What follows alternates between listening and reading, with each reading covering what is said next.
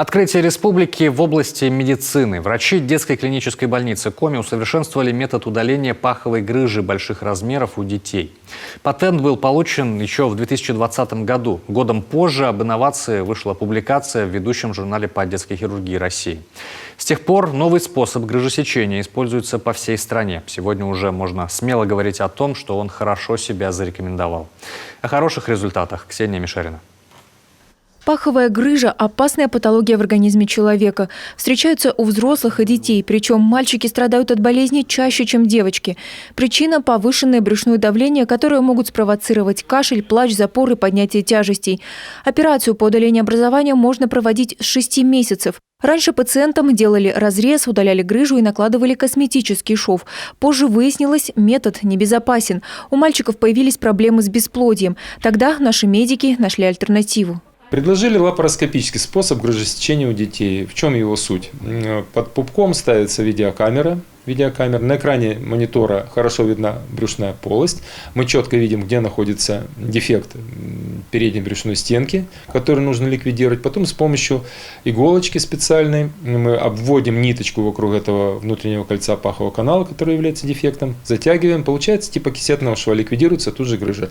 Однако при больших грыжах от 2,5 и более сантиметров такой метод уже не подходит. Нитка не выдерживает и рвется. Медики изобрели новый способ грыжесечения, после чего Коми республиканская детская клиническая больница получила патент на его изобретение.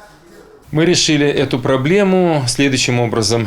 Начали использовать вкол не из одного места, а из двух мест иголку. Проводили под кожей ниточку из двух мест, которая была вколота, и возвращали ее ниточку из одного вкола уже. Такой способ нашего вмешательства. Мы получили на нее патентное изобретение в 2020 году. И с тех пор, когда имеются большие грыжи, мы оперируем именно этим способом. Наш способ опубликован в ведущем журнале по детской хирургии Российской Федерации «Вестник детской хирургии, анестезиологии и реанимации».